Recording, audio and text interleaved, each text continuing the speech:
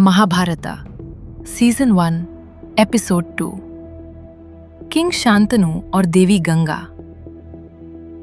कुरुक्षेत्र के महायुद्ध से बहुत पहले अर्जुन, कर्ण और कृष्णा के नाम इतिहास में गूंजने से पहले एक शक्तिशाली राज्य एक पवित्र नदी के किनारे बसा हुआ था। इस राज्य का नाम था हस्तिनापुर। हस्तिनापुर समृद्ध और व्यवस्थित था। यहाँ के लोग धर्म के साथ जीते थे, कानून न्यायपूर्ण थे और भविष्य सुरक्षित लगता था। इस राज्य के सिंहासन पर बैठा था एक महान शासक, राजा शांतनु।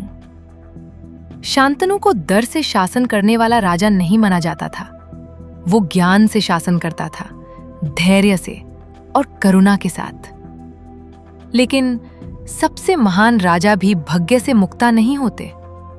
मंत्रियों और सैनिकों से घिरा होने के बावजूद शांतनु के मन में एक गहरी तन्हाई थी। राजमुकुट का बोझ भारी होता है। कुछ विचार ऐसे होते हैं जो एक राजा भी किसी से बांट नहीं सकता। शांति पाने के लिए शांतनु अक्सर महल छोड़ देता था और अकेला जंगलों और खुले मैदानों में चल पड़ता था। पर सभी जगहों में एक जगह उसे सबसे ज्यादा भुलाती थी, पवित्र नदी गंगा। एक शाम जब सूरज धीरे धीरे अस्त हो रहा था, राजा शांतनु नदी के किनारे चल रहा था। गंगा का जल शांत बह रहा था, चंडी की तरह चमक रहा था, जैसे समय से भी पुरानी यादें अपने साथ बहा रहा हो। हवा बिल्कुल शांत थी और वो पल कुछ अलग सा लग रहा था, जैसे नदी खुद किसी का इंतजार कर रही हो। तब बहती हुई लहरों में से एक स्त्री उभरकर सामने आई। उसकी सुंदरता का कोई तुलना नहीं थी। उसकी उपस्थिति शांत थी, लेकिन उसमें एक अनजान शक्ति थी। उसकी आंखें गहरी और शांत थी, बिल्कुल गंगा की तरह। शांतनु बिल्कुल स्थिर हो गया। उसने ऐसी कोई स्त्री कभी नहीं देखी थी। ये थी देवी गंगा। लेकिन उस समय शांतनु उसकी दिव्यता से अनजान था। दोनों ने धीरे धीरे बात की। शांतनु की आवाज में कोई राजघमंड नहीं था और गंगा के स्वर में कोई भय नहीं था। शब्द काम थे, पर जैसे दोनों के हृदय एक दूसरे को पहचान गए हो, ऐसा लगा जैसे भाग्य ने ही उन्हें मिलाया हो। कुछ समय बाद राजा शांतनु ने अपने हृदय की बात कही। उसने उस स्त्री से अपनी रानी बनने का निवेदन किया। गंगा ने शांत दृष्टि से उसे देखा और सहमति दे दी। पर उसने एक शर्त रखी। उसकी आवाज कोमल थी, पर दृढ़ भी। तुम मेरे कर्मों पर कभी प्रश्न नहीं करोगे, उसने कहा। चाहे तुम क्या भी देखो, चाहे तुम्हें कितना भी दुख हो। शांतनु थोड़ा रुक गया। एक राजा जो कभी प्रश्न न करे, एक पति जो हमेशा चुप रहे। पर प्रेम अक्सर बुद्धि को शांत कर देता है। उस पर पूरा विश्वास करते हुए राजा शांतनु ने शर्त मान ली और इस प्रकार नदी से आई हुई स्त्री हस्तिनापुर की रानी गंगा बन गई। रानी गंगा की उपस्थिति में राज्य और भी फलना फूलना लगा।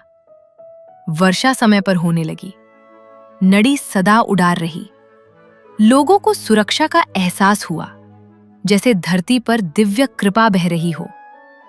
पर इस आशीर्वाद के पीछे एक रहस्य छुपा हुआ था। कुछ समय बाद रानी गंगा ने एक पुत्र को जन्म दिया। शांतनु का हृदय आनंद से भर गया, पर यह आनंद ज्यादा देर तक नहीं रहा।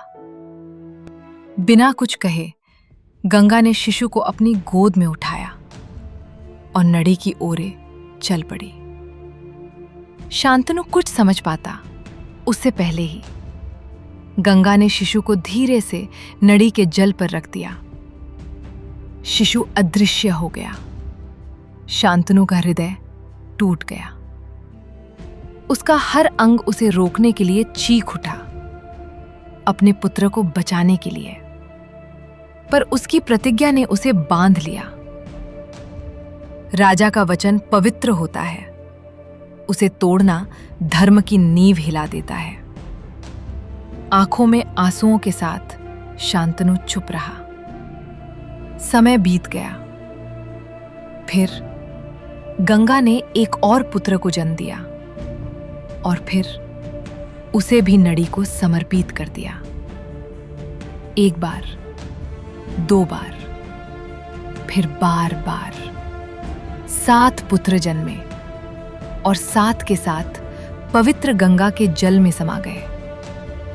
हर बार शांतनु का दुख और गहरा होता गया। वो एक विशाल राज्य का शासक था, पर अपने बच्चों को बचा नहीं पाया। यही प्रतिज्ञा का मूल्य था, यही धर्म का भार था। जब 8वां पुत्र जन्मा, रानी गंगा फिर से नड़ी की ओर चल पड़ी, पर इस बार शांतनु चुप नहीं रह सका। रुको, वो चीख उठा, तुम ये सब क्यों कर रही हो? इन निर्दोष बच्चों ने क्या पाप किया है? नड़ी का बिहेव जैसे रुक गया। गंगा थमी और उसकी तरफ मुड़कर देखा। उसका रूप दिव्या प्रकाश से चमक उठा। मैं देवी गंगा हूं, उसने कहा। उसने सच बताया। पहले 7 पुत्र अष्टावासु थे, स्वर्ग के देवता जो श्राप के कारण धरती पर जन्मे थे। उन्हें गंगा में लौटाकर उसने उन्हें श्राप से मुक्त कर दिया। 8वां पुत्र, उसने कहा, धरती पर जीने के लिए नियमित था। वो एक ऐसा पुरुष बनेगा जिसमें अनुपम अनुशासन होगा, मर्यादा होगी और बलिदान होगा। उसका नाम था देवव्रत। ये बलक, गंगा ने धीरे से कहा, मानव इतिहास के महान व्यक्तियों में से एक बनेगा। अपना दिव्य उद्देश्य पूरा करके देवी गंगा नड़ी में विलीन हो गई। वो देवव्रत को अपने साथ ले गई ताकि उसे संसारिक मोह से दूर पाल सके। राजा शांतनु फिर से अकेला खड़ा रह गया, टूटा हुआ, पर यह जानते हुए कि भाग्य अभी भी अपनी यात्रा पर था।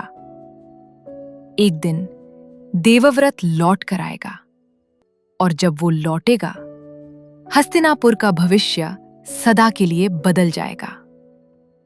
यही बलक आगे चलकर जाना जाएगा, भीष्म। अगली कड़ी में हम देवव्रत की वापसी देखेंगे और उस भयंकर प्रतिज्ञा को जो उसे अमर यादों में बांध देगी। भीष्म प्रतिज्ञा की कथा आने वाली है। अगर आप महाभारत की इस यात्रा का आनंद ले रहे हैं तो कृपया चैनल को सब्सक्राइब करें और बेल नोटिफिकेशन को ऑन करना ना भूलें ताकि आप इस दिव्य कथा का अगला एपिसोड कभी ना चूकें। आपका सहयोग हमें हिंदू ज्ञान को दुनिया तक पहुंचाने में मदद करता है।